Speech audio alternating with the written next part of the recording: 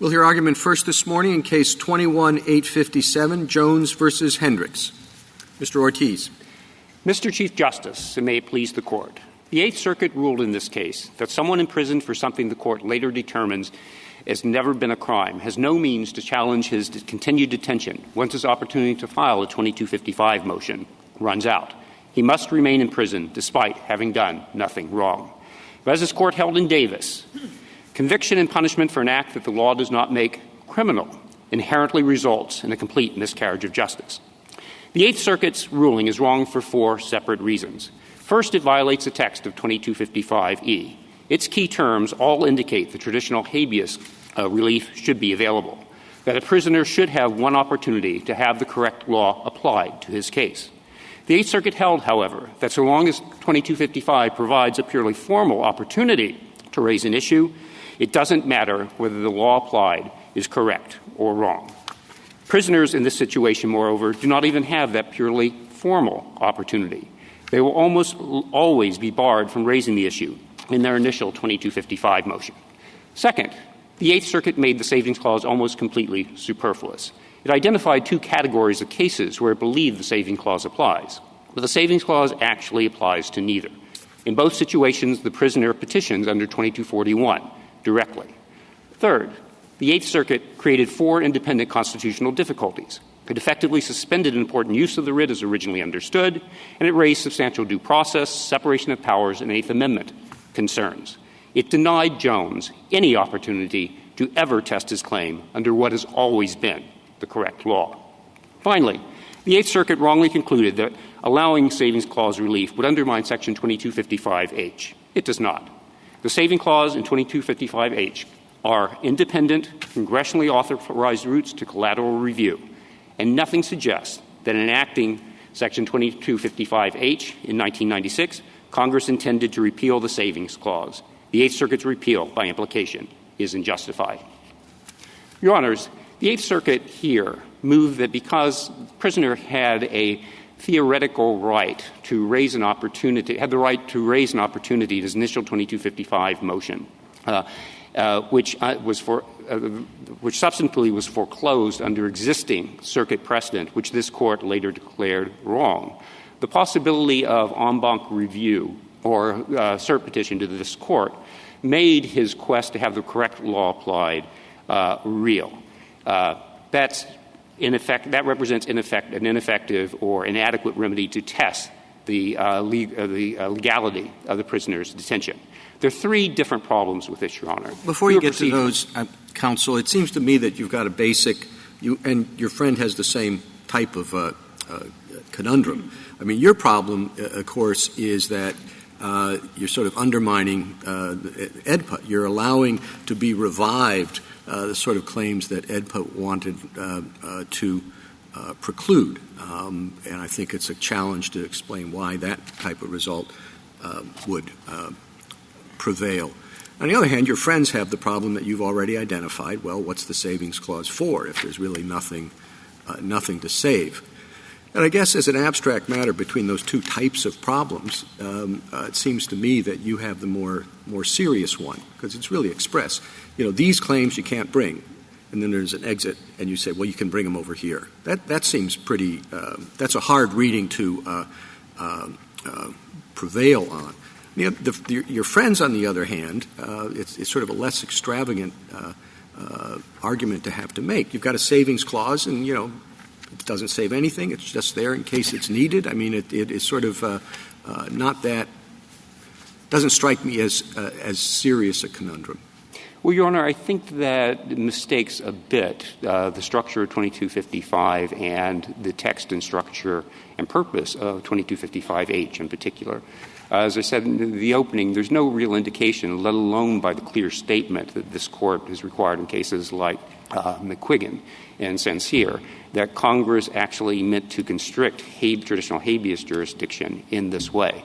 For sure, 2255H 1 and 2 limit the reasons for which someone can pursue a successive 2255 remedy. But there's no indication that they meant to foreclose recourse to traditional habeas through 2255E.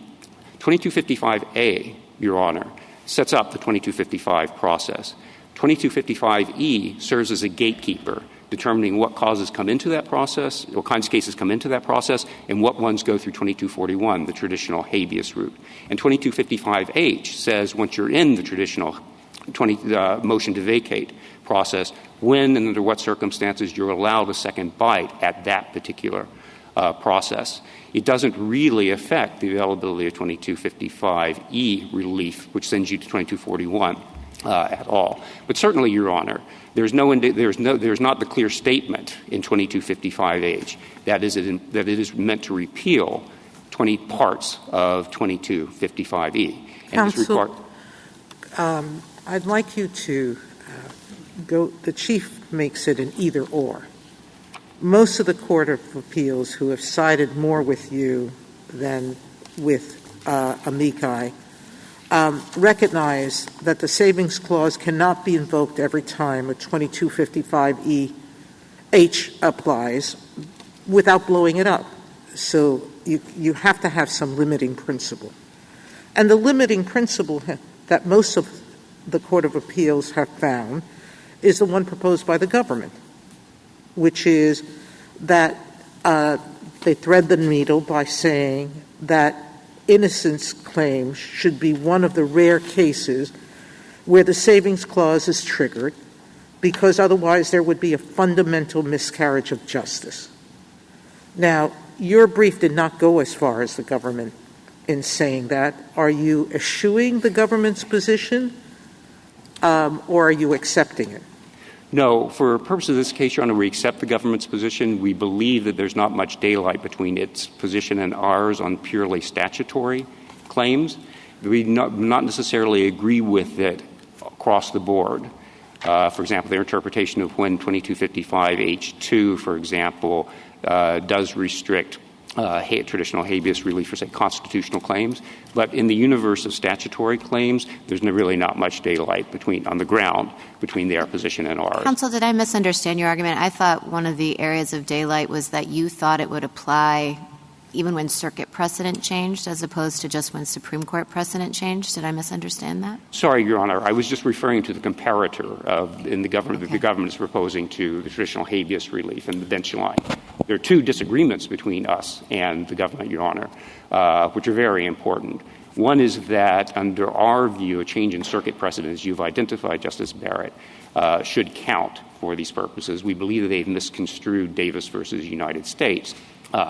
In that case, Your Honor, the change of law by this court, the Gutknecht case, happened while the Davis case was on direct appeal in the Ninth Circuit.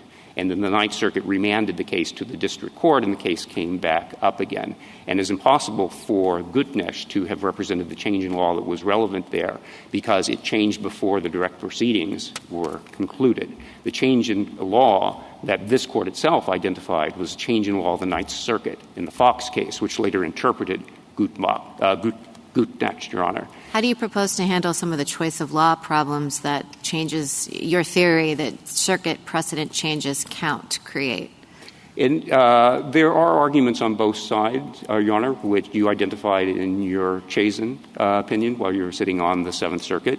In our view, the view that you gestured at is actually the correct one, that the court should apply the law of the sentencing circuit rather than its own. And I know that is, in some sense, an anomaly, but it's not a complete anomaly in our system. For example, the Federal Circuit, I believe, now applies the law of the circuit to supplemental non-patent claims in cases that are before it. So this would be no stranger than that kind of thing. And certainly the Federal Circuit has not been authorized by Congress to do that. It's a rule that it has developed under Federal Circuit common law. The other big difference between the government's view, Your Honor, and ours concerns the actual innocence test. The government says that actual innocence should be a gateway doctrine regulating everything that goes through 2255E. Interestingly, though, all the support the government has cited for that, Schlupp, McQuiggan, Bowsley, and Kuhlman, all concern abuse of the writ doctrine. And it's our contention that the actual innocence test is one way of getting over the abuse of the writ doctrine in the 2241 proceeding or 2255 proceeding when it is raised by the government. But it is not the only way and should not be created at or placed at the 2255 gateway to 2241 as an absolute and singular requirement. We believe that the traditional other gateways, like cause and prejudice for procedural default, should be available too. And we believe that our client actually would satisfy the procedural default standard here, and if not, could actually establish actual innocence. But that should be a matter on remand from this court. So, counsel, if I understand, I'm sorry. Go ahead. All right. If I understand, I just want to make sure I've got the points of difference between you and the government. One is circuit foreclosure, in your view, as opposed to Supreme Court foreclosure on the government's view. Yes, Your Honor. Second is actual innocence versus maybe something more than actual innocence required. And third is, I think, that you take the position that absent adopting some form of relief here, there would be serious constitutional questions raised by the statute, and the government doesn't believe so. Is that a fair summary? That's a fair summary, Your Honor. Okay. And then with respect to what the Savings Clause would do on the amicus's reading, you argue it would do too little work. But it was adopted first in 1948, and it was done so when habeas was shifted primarily from the sentencing court to the court of confinement. And for at least 50 years, the only purpose of that statute was to ensure that if the sentencing court was unavailable, court-martials, the sentencing court, you couldn't transfer the prisoner for whatever reason, natural disasters or other COVID problems perhaps, that there would be some court available. And so I guess I'm unclear why, after 50 years, we would expect the Savings Clause to do a great deal new work. Well, first, Your Honor, it wasn't doing some of the work that you and the Court of the Court-appointed amicus have identified. It does not cover. It did in the Tenth Circuit. I know that. I remember that. Well, Your Honor, this Court itself, in the Ortiz case, very recently declared that court-martials preexisted the Constitution, let alone an act of Congress. They were not established by an act of Congress. They were recognized by Congress. The court-martial is evanescent. It disappears. There is no court to go back to. And so, at least in Tenth Circuit, and I believe in a lot of other courts, in those cases, the court of confinement was made available because there was no sentencing court to go back to. So that was one example. And natural disasters was another example. Are you aware of any others during the 50-year period between 1948, well, not 50 years, but almost 50 years, between 1948 and 1995? Well, if I may just for a moment push back a little bit on that. Of course. I'm sorry. But, of course, court-martial, traditional habeas relief was available for court-martials, but it was not made available through 2255E. No, of course. But okay. Did make it, 2255E was cited as an authority to send those cases to the 2241 court. And usually not, Your Honor. Maybe in the Tenth Circuit it mistakenly was, but they're not authorized. Mistakenly? Well, they're not. Court-martial 2255 only authorizes people to pursue 2255A authorizes people to pursue motions to vacate under 2255 only when they're under sentence by a court established by an act of Congress. And court-martials are not established. So, okay. 2255 so you're not saying that wasn't even available during the 50 years. Right. Okay. So what was it used for during those 50 years? Well, there are two cases we've been able to identify. One was where a case was transferred from the when there was a conviction from the Court of Appeals for the from the Court of the Panama Canal. And another was when some courts were transferred to the state courts of Alaska after Alaska became a state. Okay. And the state courts refused. Well, whatever the examples are, they were very limited, you'd agree. For sure. But that doesn't indicate, Your Honor, what Congress intended the scope of the Savings Clause to be. The Savings Clause, as this Court itself described in Hammond and a decade and a half later in Presley, was meant to serve as a kind of constitutional backstop so there would never be any constitutional doubt about the adequacy of 2255. And so as Congress originally intended in 1948, as the contours of Section 2255 changed, it would never be placed under constitutional pressure because 2255 would always allow this out. All right, so that takes us back to the constitutional disagreement you have with the government, though, right? About whether only over the constitutional scheme doubt is required for constitutional purposes that you're advocating. Well, that was only one purpose for the Savings Clause, Your Honor. The other purpose that the Court identified in Hammond, and I believe in Presley as well, was to prove that it was make sure that habeas overall, either through 2255 or through 2241, provided an adequate remedy. Can I test that proposition just for a moment? So you speak of it, the necessity for an adequate and effective alternative, and you suggest if there's circuit foreclosure, then it isn't an adequate or effective alternative.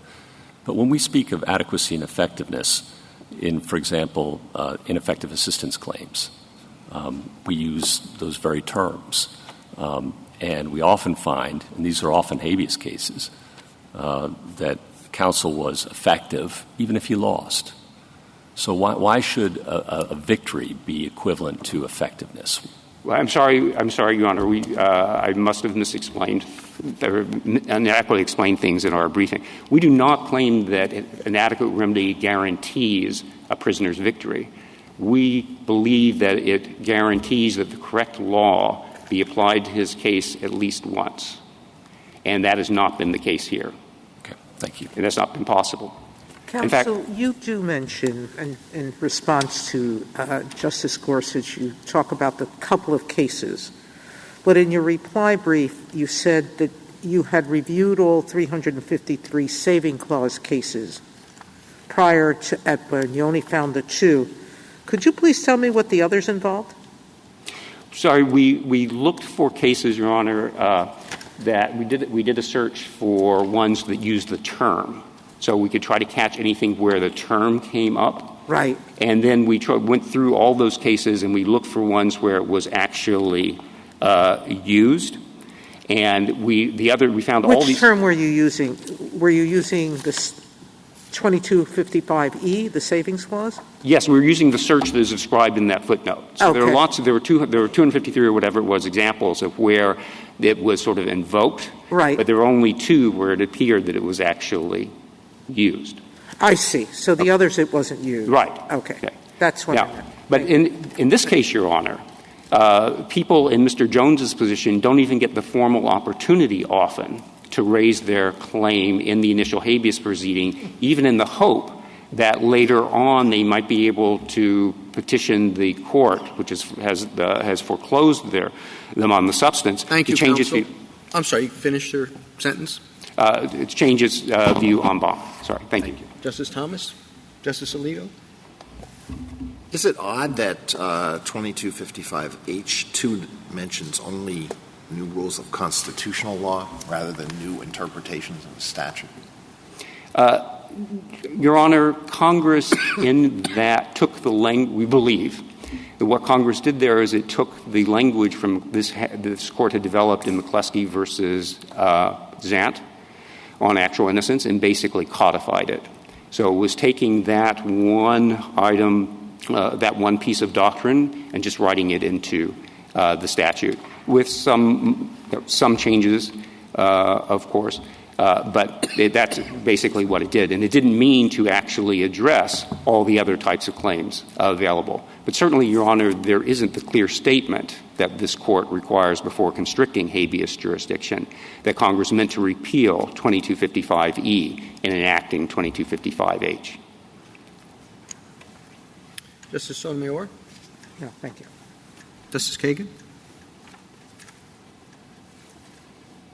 Justice Jackson? Yes, I have a question that just arises out of something you said at the beginning that I thought was very interesting. I have been focusing in on the interaction between E and H because I think the sort of questions presented in this case tee it up that way in a certain way. And, if there's a savings clause, what does ineffective mean as it relates to what's happening in H and who has the better interpretation about that? What you said at the beginning that I found very interesting was this interpretation exercise needs to be taken in the light of the entirety of 2255 and what is going on in each provision. Please interpret it related to the structure of this statute. You said that A sets up the process, it gives us the motion, it creates the whole scheme. Then sort of, I guess, I'm just trying to do it right here on the stand. B, C, D, it looks like, is talking about procedural matters when the motion is properly entertained. And if you were a court and you were sort of going through in order, I think this is maybe how you would approach it in actual application. When you get to E, the question is, okay, so what about habeas? Can people still be, filing a habeas motion while this is going on? And you find the answer there about that. And then you keep moving on. Statute of limitations is in F.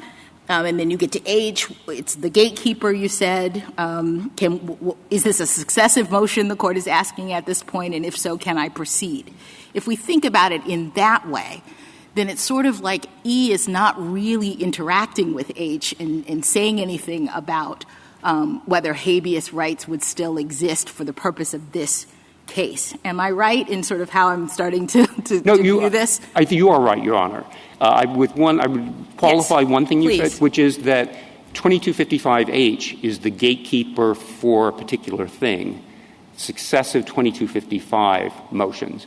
2255E, on the other hand, is a different type of gatekeeper. In some ways, it's the most important provision in 2255 because it determines whether you get into 2255 at all or you start over at 2241 or you maybe, what we've been talking about is you come in through the 2255E gateway.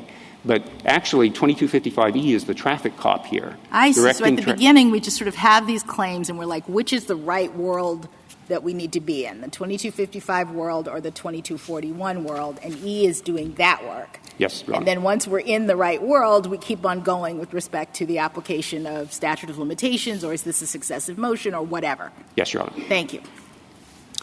Thank you, counsel. Mr. Fagan? Thank you, Mr. Chief Justice, and may it please the Court. As you point out, Mr. Chief Justice, this case presents something of a conundrum, and it's no secret that it's one that we've struggled with.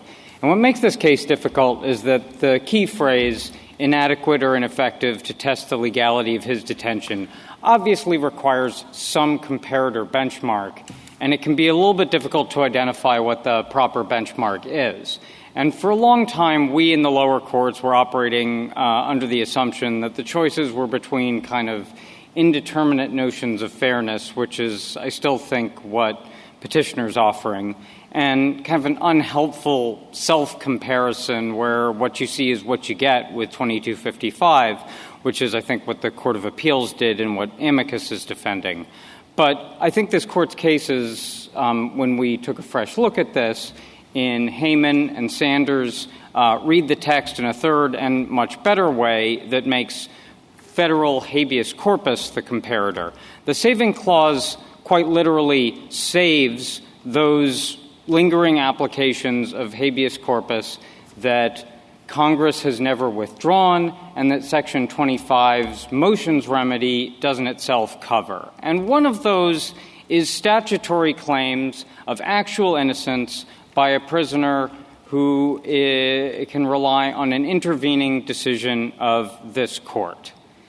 Now, I think the critical interpretive question in this case is the negative implication of Section 2255H, which doesn't actually mention habeas. To what degree did Section 2255H not only restrict the motion remedy to which it expressly refers, but also provide the kind of clear statement that's necessary to withdraw the habeas remedy as well? And I think a couple of things that might be useful to explain why we think it doesn't withdraw the habeas remedy for the statutory claims would be to discuss a little bit how you figure out what the current scope of federal habeas is and what the kinds of statutory claims we're talking about here. But I realize the Court has already indulged me, and I, of course, defer to the Court's questions. Sorry. Does anybody else have a question? Can I ask you, Mr. Fagan, about whether or not the ordering question that I just spoke with Petitioner's counsel about also helps a little bit with the negative implication. In other words, if we review E in the order of things as a court applying these principles or this statute as doing work to tell us should we be in 2241 or should we be in 2255, does that help in terms of what we can later draw from H? Well, Your Honor, I don't know that I think that is one helpful way to think about it, but I think the critical question is just the operation of 2255E in itself in how it answers that question. And I think what it says is that for constitutional purposes and because Congress wasn't trying to withdraw the habeas remedy insofar as it might disadvantage federal prisoners when it was setting up this new system in 1948, what it's telling us is that it keeps the contours of the federal habeas remedy. And before that remedy would have allowed for a person in Mr. Jones' situation to claim miscarriage of justice and bring this claim. Yes, and I think we see that from Davis, which essentially is the situation. It came up under 2255, but it referred back to traditional habeas principles, and I don't know that there's really any dispute about statutory claims like this being covered. Mr. You mentioned that I'm sorry, please. You mentioned that one of the situations in which your interpretation would apply is where this court has reinterpreted the meaning of a substantive criminal provision. Where else would it apply? Well, Your Honor, I think it could potentially cover some of the situations the amicus has identified, although some of them, I think, frankly, wouldn't even fall into 2255 in the first place.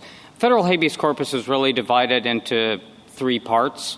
The first one is like challenges to conditions of confinement or good time credits, things that challenge the execution of the sentence rather than its imposition.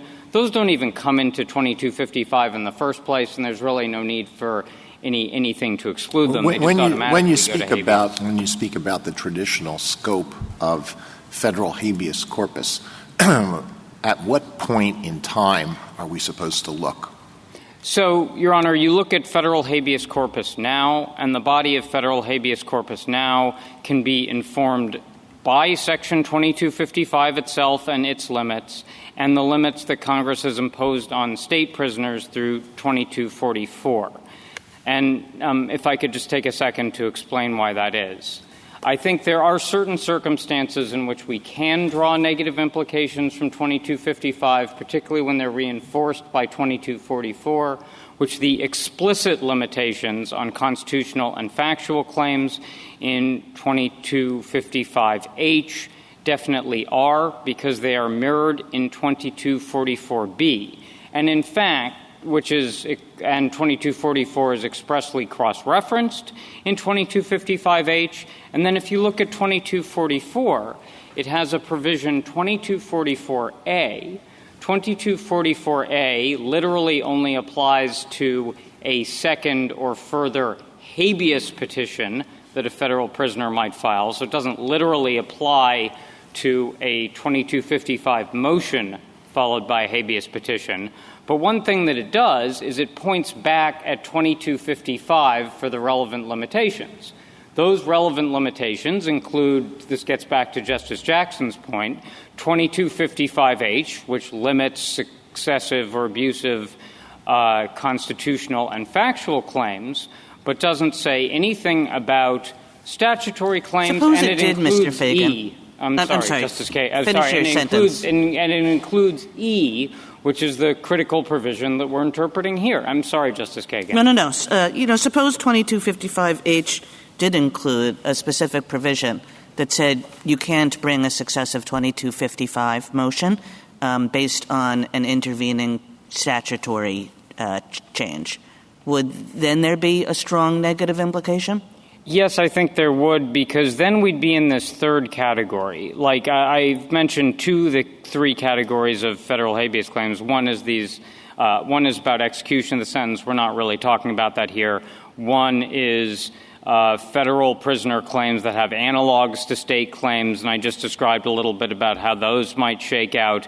And then we're talking about a kind of claim, a statutory claim that's really unique to federal prisoners, and I think where Congress has expressly precluded it and clearly focused on it, then right. I mean, that I guess would be a much more difficult case. It's much say. more difficult, Yes. and let me make sure I understand your answer. You would answer it the reverse way.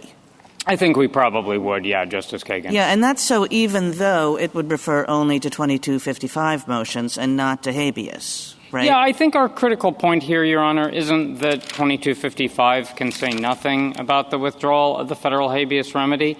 It's just that, as this Court has stated in multiple recent cases like McQuiggan and Holland, it requires something of a clear statement or a bright light indicator to withdraw the federal habeas remedy, and I think you have that for the stuff that Congress clearly focused on, but we don't have that for the kinds of claims, the kinds of statutory claims that we're talking about here. Those are actually quite different from what Congress might have been thinking about, even in 2255F3, for example, which imposes a statute of limitations that doesn't include the word constitutional like 2244's does, where you can often have a claim based on a statutory right that is framed in constitutional terms. The kinds of rehaif claims we see on first 2255s aren't these kinds of statutory claims, which essentially are claims of actual innocence in merits form. What they are claims of an unknowing plea mirroring what happened in Boozley, and they're claims about the jury instructions, which sound in the Sixth Amendment. So you've got Fifth and Sixth Amendment claims that can be based on a statutory right, and that might have been what Congress was thinking about. Mr. Kagan, what are we supposed to make of the fact that the government's position before 1998 appeared to be that of the petitioners, that either circuit foreclosure test was sufficient to invoke the Savings Clause, or that there were constitutional problems with interpreting the Savings Clause otherwise? Then from 1998 to 2017, I think, if I've got it right, the government took the opposite view, the view of the amicus, that the circuit foreclosure tests, neither of those tests work, and that the Savings Clause should be measured about whether it's effective and adequate to raise the argument, that the baseline would be implicit in the text or explicit in the text. And now, for the first time, the government's coming up with a completely new theory that no circuit courts adopted and neither side in this litigation pursues. What are we supposed to make of that? Well, Justice Gorsuch, it's a clever argument, but the brief discusses it as the natural reading of the statute, but no circuit court over the last 50 years has read it that way. Well, Your Honor, I think you're correct that we've shifted positions. I think your chronology, in candor, we've shifted around a little bit more. Even more than I described. I've been generous. To be completely just as I was generous to petitioners about court martials, and apparently those are not permitted either. But okay. I just want to be completely upfront with the court about that. But I think the bottom line, Your Honor, is the way we're interpreting it now is the way that the court actually interpreted it itself in Hayman and Sanders, and I think it's mirrored in Swain against Presley, which interpreted the analogous D.C. provision, and in Boumediene, which is that the Saving Clause essentially makes sure that federal prisoners weren't disadvantaged by the adoption of this new remedy. They weren't substantively disadvantaged or procedurally disadvantaged. And in doing so, it ensures that there aren't going to be any constitutional problems. We don't think there'd be any constitutional problems in these particular circumstances under Felker against Turpin, but even if there were, the easiest way to make sure there's no constitutional problems with the withdrawal of habeas is to keep a residue of habeas where they might inadvertently have missed something. And then I'd like to return to Justice Alito's question, which is you ask us to use the baseline of habeas as it existed between about 1948 and 1995 and ignore what happened after 1995 and before Brown, well, I guess 1953, though you do pluck a couple of cases before Brown. It seems a bit of a bespoke reading of habeas. It would be, Your Honor, but let me clarify that is not actually our reading of habeas. We think that you look to the federal habeas remedy now. And as I was trying to describe in response to Justice Alito, figuring out the contours of the federal habeas remedy now, you would look at traditional habeas, so things like Davis would tell you something. Should we look at before Brown, in which it was mostly jurisdictional? That habeas was limited to jurisdictional questions? Well, Your Honor, does that inform our analysis, or should we ignore that? I think you would look at federal habeas as it exists today, which to the extent the before Brown cases aren't kind of superseded by some of the later ones, that would be you could potentially look at them. But we do think, and I just want to be very clear on this, we do think that it is informed, as this Court has said, by the statutes that this Court has enacted. And it can be informed by Section 2255, particularly in its provisions like 2255H or its statute of limitations that are also mirrored in state habeas, because that gives us a very clear indication that habeas as it stands today does not allow those kinds of claims, the kinds of constitutional and factual claims that I still think my friend the petitioner's approach might in theory allow.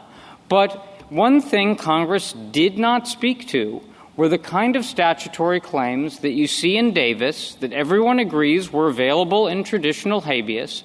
We don't have that kind of clear statement. And the kinds of claims we're talking about here are claims that someone is in prison potentially for the rest of his life for conduct that Congress itself, according to this Court, never wanted to make criminal in the first place. Do you have any concern about the complexity of the rule that you are advocating? If it were limited strictly to a situation like Rahafe, fine, everybody could understand that.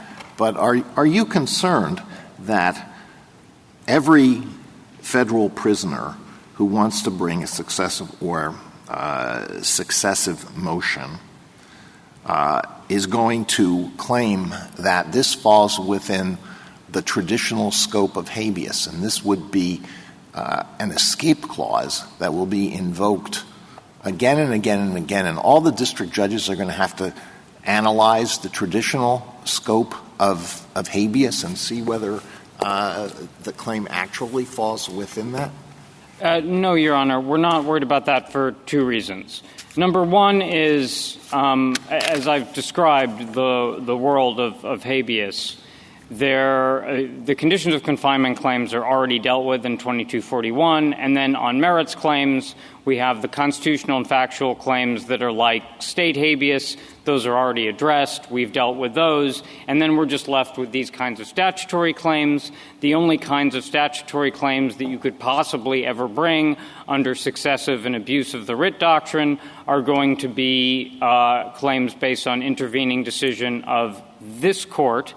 And that's going to be a set of claims, but that gets to my second reason, which is under both successive habeas petition doctrine under Coleman or abuse of the writ doctrine under McCleskey, for example, you will see that is going to require a showing of actual innocence that's going to be very hard to make and can get knocked out pretty easily at the threshold. Well, let's say I'm a district judge and I haven't dealt with this problem before. Give me your best summary of the rule that I should apply when I get an effort to file a second or successive habeas petition. Well, Your Honor, honestly, I can't tell you that it's impossible that there's some implication we haven't foreseen, but we really think this is, as far as merits claims go, essentially probably a category of one. So you look to see whether it is the type of claim that we're dealing with here, a purely statutory claim that asserts that somebody is in prison for something that Congress never made a crime. If so, can that person make a make the threshold necessary showing of actual factual innocence under Boozley, which can take into account not just the evidence that was presented at trial, but all the evidence that could have been presented. And we've stated in our brief, and I'm happy to restate here, all the reasons why petitioner can't even get a toe in the door. Can I just clarify what you mean by actual factual innocence? So when you have such a person and they're in jail for conduct that Congress, we now know, says was not criminal, what is the factual showing that they didn't do the thing that Congress says is not criminal? What factual showing do they have to make? It's the question of the conduct, Your Honor. So it's different from a sufficiency review, for example, because under Rehaif, we were never required to introduce evidence of someone's knowledge of their prior felon status. Before Rehaif, the circuits weren't requiring us to do that, so there'll be a lot of cases where we didn't actually introduce that evidence, but we'll have plenty of evidence that that's true. And here we actually have both trial evidence and extraneous evidence. But this is going to include kinds of things like stuff that came up at plea negotiations, which the sentencing court never saw, which is actually a reason why Congress wouldn't have found it particularly important. I see. So it's just an opportunity for the government to introduce the evidence on whatever the new legal standard is. Yes, Your Honor, and I think Boozley is incredibly clear on that particular point. What about ACCA claims? I mean, I think Rehaif claims, sure, it seems like that would be pretty narrow under review, but, I mean, we have a lot of ACCA cases. So when you think about Mathis, I mean, all of the cases that apply the categorical approach then kind of can lead to these problems in district courts under the government's view, it seems to me. That would be much harder, kind of to Justice Alito's point, for district courts to unwind. Well, a couple of points on that, Your Honor. Number one is that, you may or may not agree with us on this extending to statutory maxima, but that's not squarely presented in this case. Number two, Mathis in particular is an old rule. Number three, this court in the death penalty context in Sawyer suggested an even higher actual innocence showing it may be necessary for sentencing-type claims. And I'd further add to this that we've already been dealing with a lot of ACCA claims under the circuit's somewhat more amorphous approach, and it's generally hasn't proven that difficult to apply because it's a purely legal inquiry as to the qualification of various ACCA predicates. Thank you, counsel. Justice Thomas? Justice Sotomayor? I am a little bit concerned with your answer to Justice Kagan. You seem to suggest that a congressional clear statement rule could include something very plain statement rule, could include something indirect, like 2255 H says you can't have a successive petition on this issue, that would eliminate 2241 and that wouldn't create a constitutional problem. And by that I mean is someone who's completely innocent of the charge, given your wide definition of innocence, okay, there is no way to look at what they did as fitting the statutory terms that have now been described by this court. There's no inference that could be drawn from the evidence that they did it. They're completely innocent. You're suggesting that wouldn't create a Fifth and Eighth Amendment problem? Well, first of all, Your Honor, I wouldn't say that that's a wide definition of innocence. But the other thing I would say I'm using the words of my colleague, Justice Gorsuch. I'm spotting you that. So I spot it for you and accept that, all right? But totally innocent under any definition you use. Well, Your Honor, I don't think there's a problem with that here because what we're talking about is whether Congress is required to give a further shot at collateral review in these circumstances. I think Felker against Turpin is quite clear that when it looked at the parallel limitations in 2244B, that Congress is free to statutorily alter the abuse of the writ, and I think by analogy the successive writ doctrines to preclude relief in these circumstances. I mean, these cases do have to reach conclusion at some point. And if Congress decides, and it's evident that it has decided, that, look, you're just not going to be able to bring these kinds of claims anymore, then I think Congress's judgment is within its constitutional authority. Our point here is that Congress just hasn't made that judgment, and in fact, it's got this saving clause specifically just to make sure that whatever the federal habeas remedy would allow is still there, and that's the kind of claim that we're talking about here today. Extraordinary. Okay. Justice Kagan? So just going on this question of what to draw from 2255H, one of amicus's points is that your argument creates a kind of weird situation where the statutory claims, because they're in habeas, face fewer procedural obstacles than the constitutional and factual claims under 2255. And there's a difference between you on the exact scope of the differences, but I think it's at least true that in habeas you don't have the certificate of appealability and you don't have that pre-filing certification. And so the question becomes, why would we think that Congress created a world where the statutory claims are actually easier to bring or face fewer procedural obstacles than the constitutional and factual claims? Well, Your Honor, I'm not quite sure it's correct to think that there are fewer obstacles. But if we're asking what Congress thought, I would first emphasize we're just proceeding from the text here.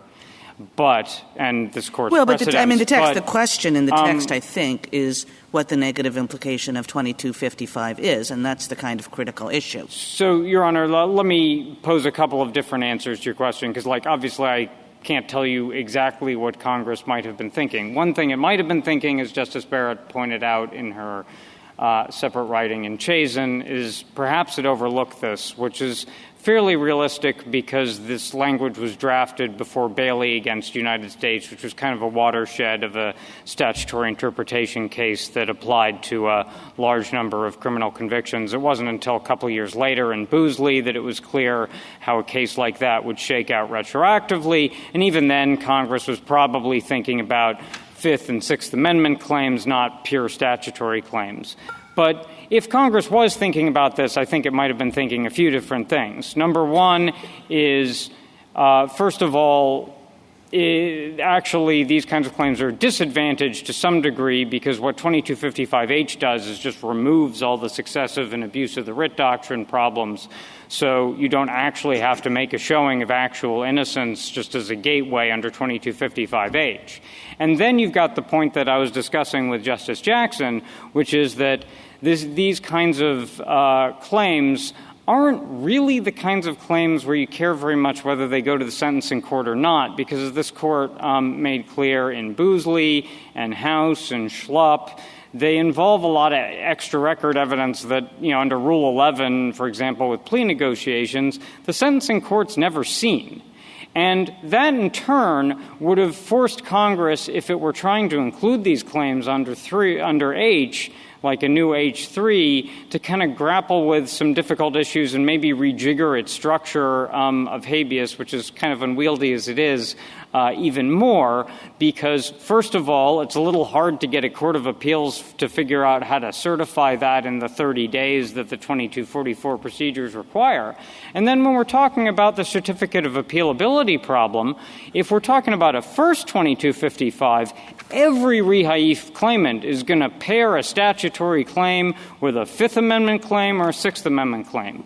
You can't do that on a successive motion because those are going to be old constitutional rules. The Fifth Amendment knowing plea rule and the right to jury instructions, those aren't new. They've been there since time immemorial.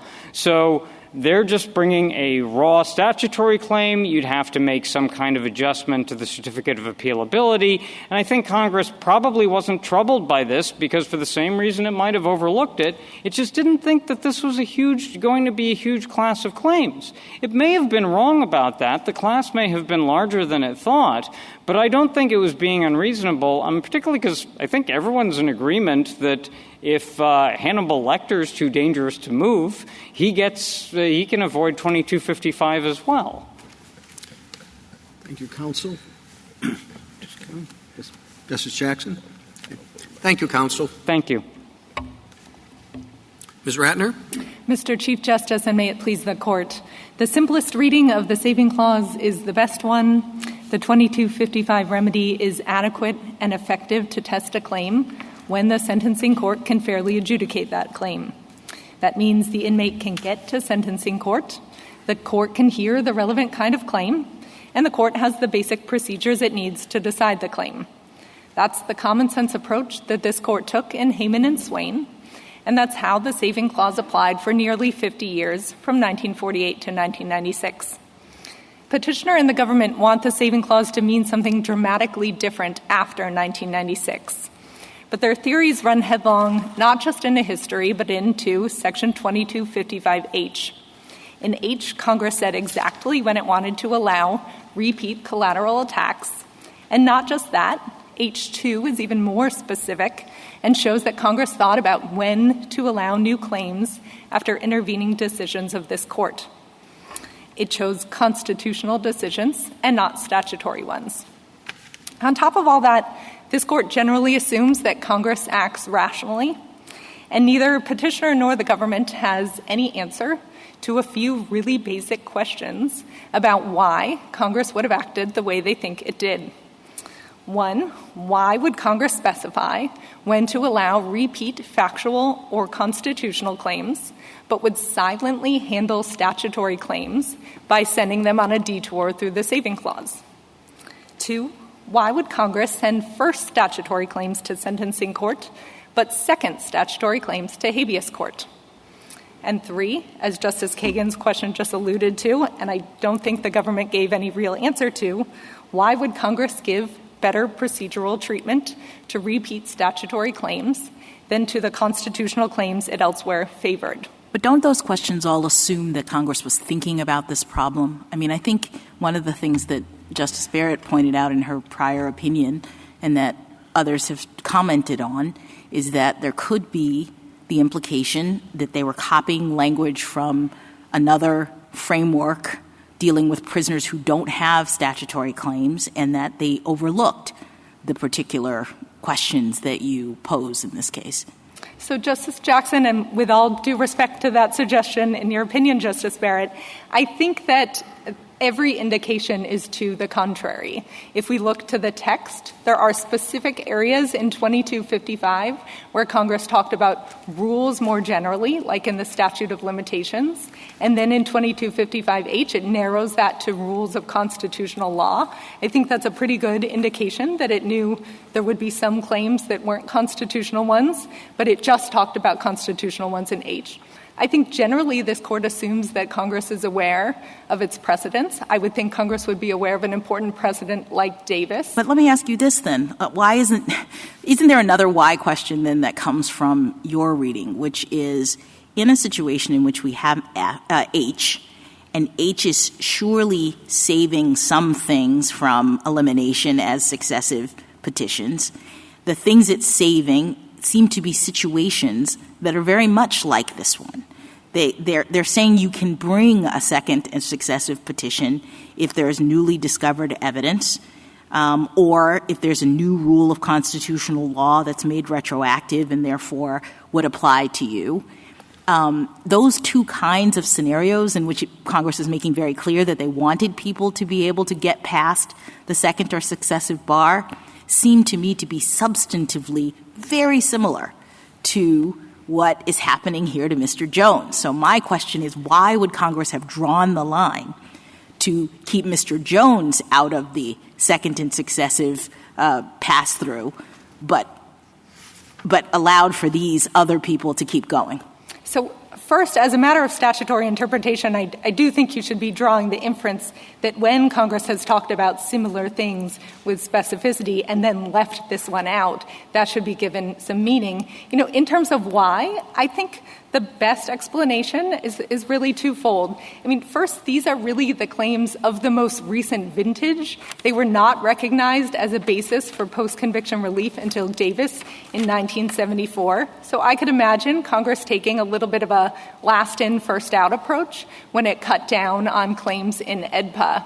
I think relatedly, we see throughout AEDPA that Congress just thought that constitutional claims were more important than statutory ones. We see that in certificates of appealability. It allows for appeals of constitutional claims, but not statutory ones. Why wouldn't Congress have just said, and these statutory claims are precluded? Congress did not say that. It knows that it has a savings clause. It knows that the statutory claims under the savings clause are going into the habeas court. Why not just say it? So let me take the saving clause part separate. Why not say it? I think they probably would think it's pretty obvious. When I tell my kids they can have a second snack, but only if it's fruits or vegetables, I don't usually feel the need to say, but definitely not ice cream. I feel like that's pretty well different implicit. situation. Because whatever... I agree with that. What if they had ice cream before? I agree with that. Well, what if they had ice cream before? Whatever H means, it's referring to... It's referring to 2255 motions. And so you have to make the jump to habeas. And the savings clause tells you when and where to make the jump. And without 2255H, that jump would have been made for statutory claims. So why not say in 2255, and we mean statutory claims too? So here are two things that I think are really important historically. These claims had never been brought in habeas. They were not recognized again until 1974 in Davis. And so they had only been brought in 2255 motions. And so I think that maybe there wasn't the natural thought then, they're just going to get sort of circumvented around, sent on a detour into this habeas area where they had never been. I think that's part of it. I do think the other part is how the saving clause itself had applied historically. I think Congress would have been very surprised to learn that after 1996, courts would take the saving clause, which had been a true backstop in circumstances like a dissolving sentencing court. In Hayman, the government gave examples that it was probably there in case there was war cutting off certain courts or in case there was an execution where someone couldn't get to a sentencing court fast enough. It was a true backstop, and that was the landscape that Congress was operating against. I guess what the government would say, and I think is the most compelling argument, is that the savings clause specifically contemplates that a district court would have denied relief in an initial 2255 petition. And so the question is, having accepted that, what are the situations in which it would believe 2241 would come into play? And that is when traditional habeas relief would have been granted. Putting aside the petitioner's belief that it's the same as cause and effect, because I don't think so. I think miscarriage of justice stood on its own. I look at the words of the statute and see that it explicitly does not preclude traditional 2241 relief that includes cases that are defined as miscarriage of justice. I don't know that I need to find a reason why Congress didn't include statutory claims. It didn't. And so I look at what the words of the two sections are, and I say traditional habeas relief applies. If there's a miscarriage of justice here, the government says there's not. It's agreeing with you on the outcome of this case. And that's it. So why isn't that enough? Why do I have to care about whether or not why Congress didn't do it? It just didn't do it. Well, Justice Sotomayor, I think the question then is just circling back to what negative implications are we reading from 2255H? No, I'm reading the positive implications. 2241 does not preclude and has always included miscarriage of justice cases. Whether that's something that's come up in Davis or Bailey or after Congress wrote the words or didn't write the words, it just didn't preclude that explicitly. So maybe this is a helpful way to frame this. The rules for second or successive 2255 motions used to be evaluated by, is this a miscarriage of justice or would this violate the ends of justice exception? And what 2255H did was cut back on that by essentially codifying what Congress thought counted as sufficient miscarriages of justice. And so I do but think that it didn't say that. It gave two examples and didn't preclude all the others that fell under traditional habeas. And so then the question is, should the court read 2255's limits as just all being self-defeating to the extent that something would have been available but you're reading previously? it right now in a way that gives no meaning to it at all, because I don't think you say it applies to cases that wouldn't be 2255 situations. I want to make sure I understand your question. I think maybe you're saying a circumstance in which the saving clause would apply for a second filing. If yes, that's exactly. What you mean, I think the circumstances would be just the same as when it would apply for a first filing. Well, but the problem is that those circumstances today would mean you wouldn't be in 2255 at all. You'd be in 2244. So let me give an example that maybe will make clear. 2241.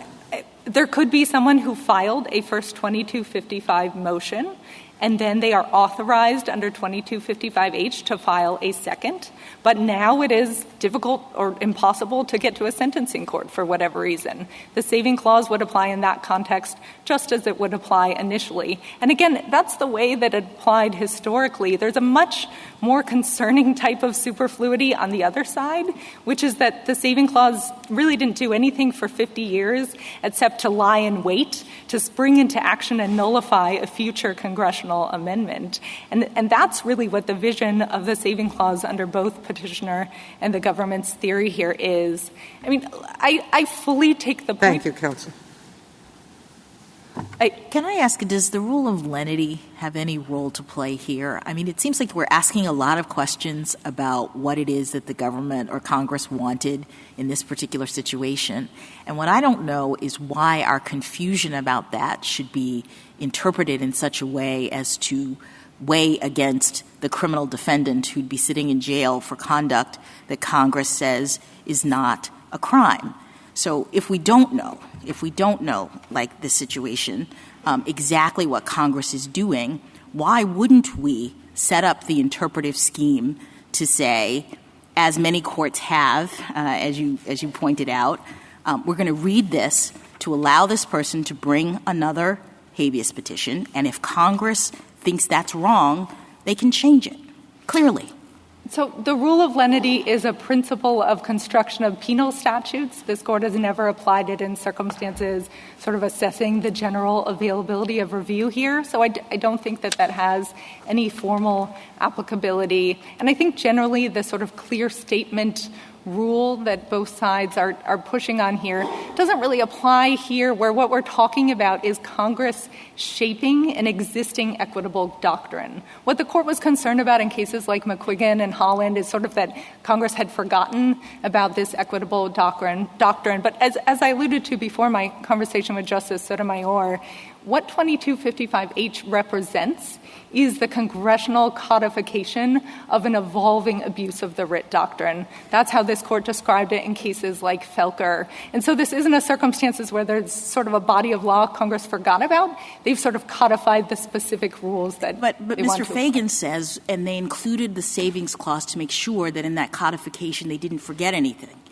And so when you then enter into this new world and there's confusion about whether this thing is actually in there, why shouldn't we interpret it to, consistent with the savings clause, allow it to proceed? They didn't speak to it, and they were trying to codify, and when we get there, we don't see a clear statement that says this is either in or out.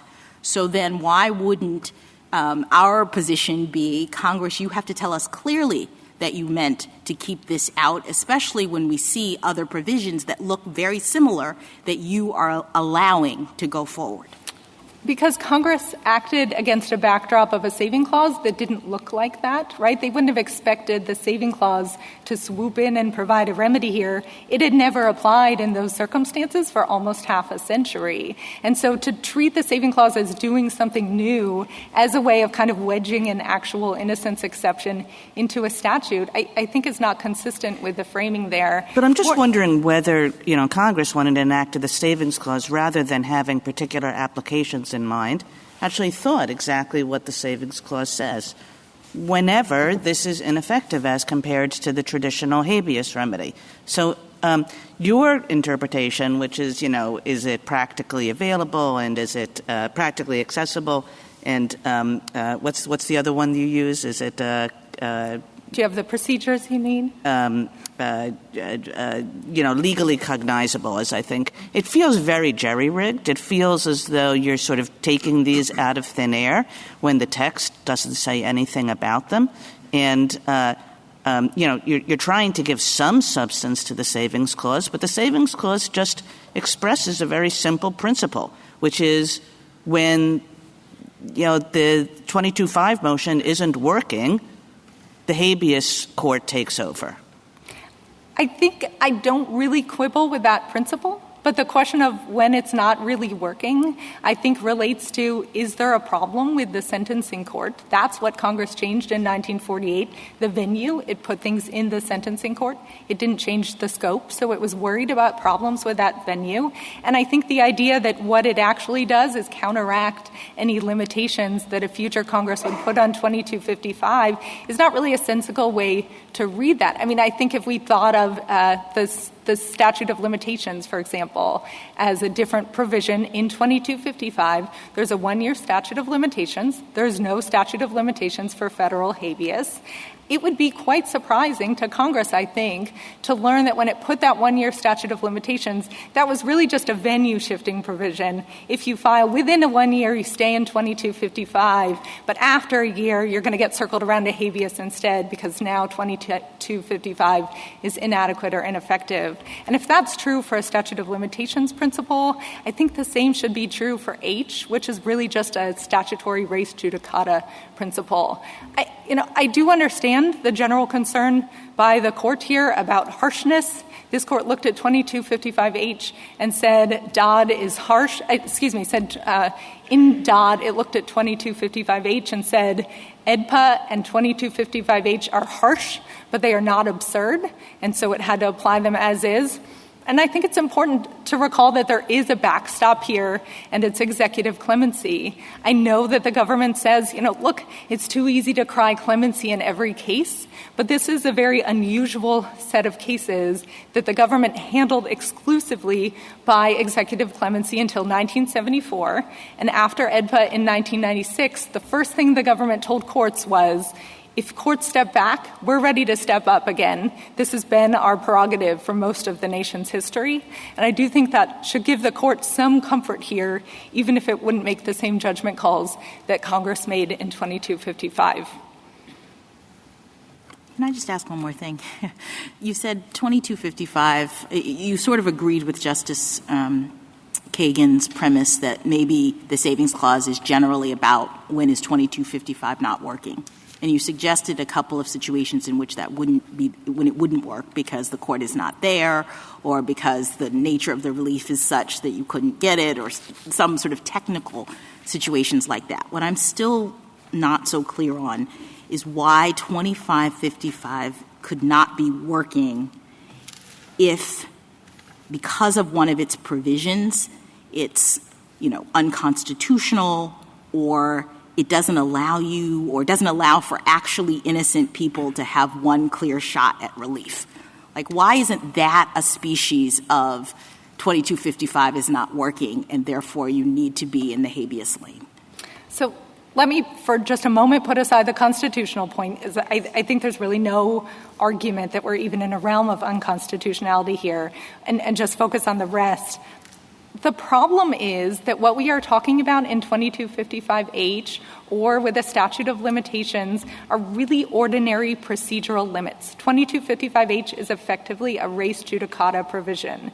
And I think it would be very surprising for this court to say that when an ordinary res judicata provision is applied, when an ordinary statute of limitations is applied, those render a procedure inadequate or ineffective. But in those situations, isn't there a previous time in which you've had the chance to make your case? I understand what you're saying. If it was actually operating like an ordinary res judicata provision, you know, an ordinary statute of limitations where the person had an opportunity because the claim existed and they didn't bring it, so too bad, so sad. But what I'm worried about is 2255 being read to operate to preclude people who never had the chance to make this claim to be able to make it. You're putting those same limits on it. And I'm wondering, isn't that a situation in which 2255 is not working such that we need the savings clause? So no, Justice Jackson, and this is an ordinary res judicata provision. This court said, I believe in the 80s or 90s in federal department stores against moiety, that res judicata operates even if there has been a subsequent claim, a subsequent change in the law that shows that a prior decision is wrong, that res judicata is, there's no exception to res judicata in those circumstances. So the fact that 2255H would apply a similar approach and then allow certain very specific exceptions, I don't think is inconsistent with that tradition or enough to say that this is an inadequate procedure. Thank you, counsel. Justice Thomas? Yes, counsel. Could you take a step back and before Davis and before AEDPA? I think we've spent a lot of time spinning a lot of different parts. What was 2255 designed to address? What problems? And how did it work? Sure. So I think everyone is on the same page that 2255 was designed to address kind of an influx in claims in habeas court as a result of some expansions of habeas, both congressional and judicial. And so what I think the key in understanding the saving clause is what Congress did was not to attempt to change the scope of habeas as it existed in 1948. It wanted to change the venue. It wanted to make things more convenient and move them to sentencing court. And so if you think of it that way, the saving clause is sort of a natural pair, that it comes and saves the circumstances in which there's a problem with the sentencing court as opposed to the habeas court. And I don't think that sort of an analogy extends to future procedural limits that Congress may put on it. Justice Alito? Justice Sotomayor? Except that Congress didn't choose practical problems. Was a proposal, and they rejected that proposal. They had broader language than that proposal. So it wasn't just practical problems. I thought we have said that in 1948, Congress was thinking about the venue issue, but that it wanted to preserve all traditional habeas remedies. It wasn't looking to limit them at that time. So let me just take the two parts of that question. The first is I wouldn't give too much meaning to the different language here because this wasn't sort of a direct amendment of the Judicial Conference's proposal. If anything, there were contemporaneous suggestions that Congress chose inadequate or ineffective because the Judicial Conference's proposal was a little bit too loose. It said practicable or for other reasons, and there were concerns that courts might engage in almost a balancing test similar to forum nonconvenience of, is this convenient to be in sentencing court versus habeas court? So Congress wanted to make sure it was true in feasibility, and for that reason chose inadequate or ineffective. I think that's probably the most consistent with the textual and historical narrative here. As for what this court has said, I totally agree that in Hayman it suggested that at the time, as of 1948, the remedy in sentencing court was contemporaneous, was more or less identical to the remedy in habeas, but that wasn't its benchmark for inadequacy. When the court later in the opinion went to decide whether this was inadequate, it did something much more like what I did at the start of my argument and said, well, you kind of need a hearing here. You can get a hearing, so seems adequate to us.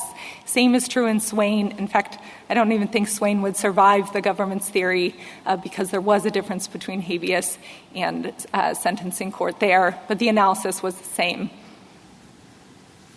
Justice Kagan? Yeah, just along the same lines. I mean, Congress did reject language that more fits your argument here.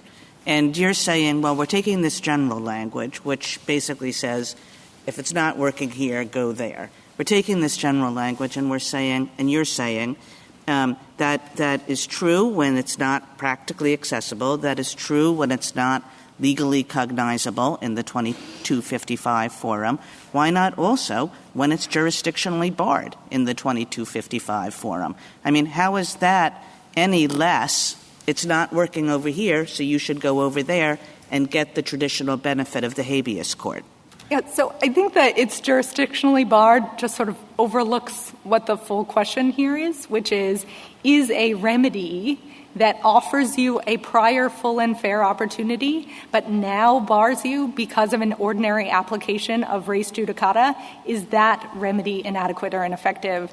And I really do think courts around the country would be quite surprised to hear that whenever they apply Wright and Miller on res judicata, that they are becoming inadequate and ineffective. And that's why there is a basic difference between procedural limits in 2255, which can't be the source of inadequacy without just nullifying everything that Congress has done, and the more fundamental question of, can you get to this court? Can this court hear these types of claims? Justice Gorsuch? Justice Kavanaugh? Justice Barrett? One final thing. I think the confusion that I'm having is that there appears to be common ground between you and the other side that what Congress was trying to do was not change the scope of habeas. And there also seems to be common ground, I think, that if you apply these procedural limits, you are changing the scope of habeas because you're cutting off claims that you could have previously brought.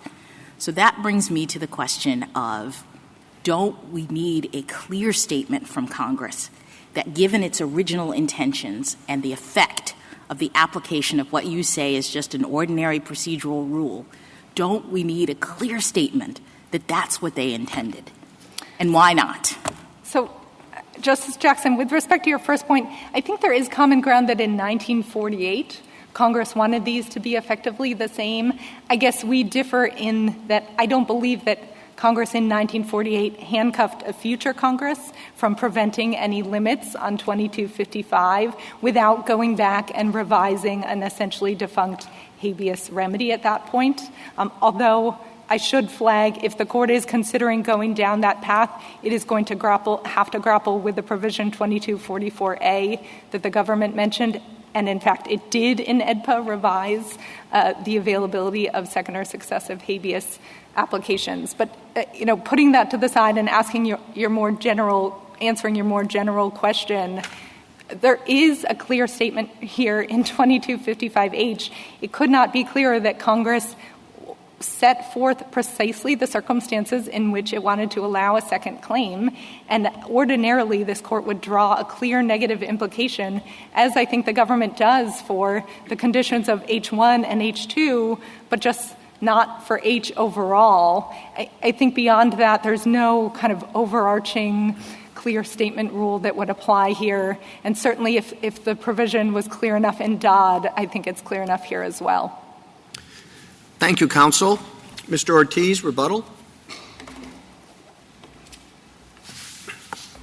Your Honors, I have just three basic quick points. The first is that it's one of the reasons for a savings clause of this type is that Congress doesn't have to actually think of everything. If, for example, Congress in 1996 had added H1 but not H2, I doubt that anyone would believe that it categorically excluded review of all new constitutional claims of innocence. Also, discrepancies between traditional habeas procedure and standards under those of 2255 are a feature, not a bug, of a savings clause like this. And Congress can always change things subject to constitutional constraints. Second, Your Honor, I just want to point out that a petitioner in Mr. Jones's situation cannot actually raise, as the Eighth Circuit believed, his claim of statutory innocence in his initial 2255 motion. If he had raised it on direct appeal, as Mr. Jones had, it would be foreclosed by the law of the case doctrine. If he had not raised it in his initial 2255 motion, it would be barred by procedural default. So there's no way really to get the claim in to district court in the first place. But if somehow he had actually gotten into district court in the first place, it would be barred by 2253C2, which allows the Court of Appeals to certify only constitutional questions, not statutory questions. So the hope of actually asking for an en banc to overturn the foreclosing circuit precedent is pretty hopeless, as is the hope for a cert grant. Also, finally, Your Honors, I'd like to point out that there's no real prospect of opening up the floodgates here. This is a very narrow under anyone's standards is a very narrow category of cases, but also a fundamentally very important one. Thank you. Thank you, counsel. Ms. Ratner, this court appointed you to brief and argue this case as an amicus curiae in support of the judgment below. You have ably discharged that responsibility, for which we are grateful. The case is submitted.